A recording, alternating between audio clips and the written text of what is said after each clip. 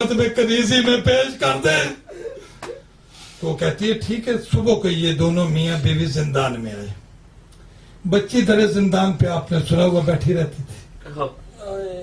یہ زکیہ خادمہ بھی رہی ہے شہزادی ثانیہ زہرا صلوات اللہ سلام اللہ علیہا کی، شہزادی کونین کی. یہ ثانیہ زہرا کی خادمہ بھی رہی ہے. یہ زکیہ آئی ہے سکینہ خاتون کے پاس تو کہتی بچی تو گھبرا نہیں، اس زندان میں بچے فروخت ہوتے ہیں، میں تجھے خریدنے کے لیے آئی ہوں غلام بنا کے. بس یہ سننا تھا. سکینہ خاتون تھر تھر کانپنا شروع ہوگی اور دوڑ کے پھوپھی کے پاس آئی اور آ کے کہتی ہے پھوپھی کیا بابا نے یہ بھی اللہ کو لکھ دیا تھا کہ تیری بیٹیاں بھی بک جائیں گی؟ آیا میں مر جاؤں کیسے؟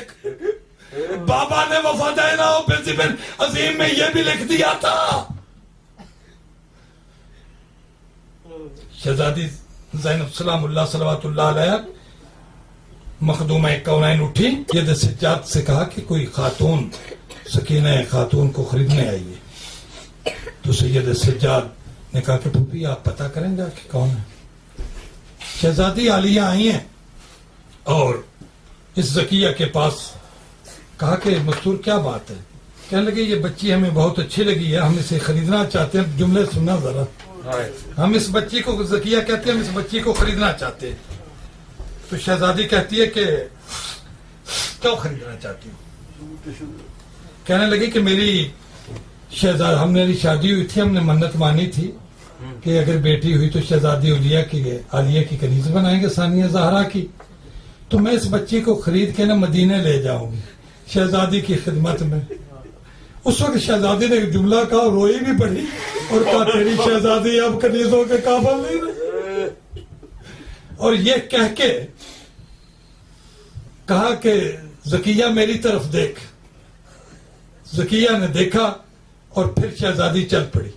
جب چلنے لگی نا تو زکیہ نے کو کچھ شک پڑا کہ تو یہ میری شہزادی زینب سلام اللہ علیہ کی طرح چلتی جا رہی ہے. اور اس بی بی نے ایک جملہ بھی عجیب کہا تھا کہ تیری شہزادی اب اس قابل نہیں کہ کنیزوں کے. یہ کیا جملہ تھا؟ اپنی یہ کنیز کو کہتی ہے زکیہ کہ جا شہزادی زینب عالیہ کا یہ زندہ معجزہ تھا اور جنہیں آل محمد سمجھ میں نہیں آتا میں 1000 کتابوں کے حوالے دے دوں گا. اپنی کنیز کو کہتی ہے جا گھر سے قرآن اٹھا کے لا، کیونکہ میری شہزادی کا یہ معجزہ تھا کہ اگر قرآن شہزادی زینب کے سامنے کرتے قرآن شہزادی کے سر کا طواف کرتا. اللہ میں دیکھ رہا مجھے شک پڑ گیا ہے زینب عالیہ تو نہیں ہے. قرآن لایا گیا، اس نے قرآن کو کھولا. قرآن پاک نے ہاتھوں پہ پرواز کیا اور قرآن پاک کا پرواز کرنا تھا. شہزادی کے سر پہ عبداللہ کو کہتی ہے عبداللہ بلخی اجڑ گیا ہے، عبداللہ بلخی اجڑ گیا ہے، تو یہی زینب عالیہ ہے. اور عبداللہ بلخی سید سجاد کے پاس آ کے کہتا ہے مولا مجھے معافی دے دے. اور مولا اور امام کے سامنے اپنی زبان کاٹ کے سر پھینک دی. اللہ لعنت اللہ علی قوم الظالمین.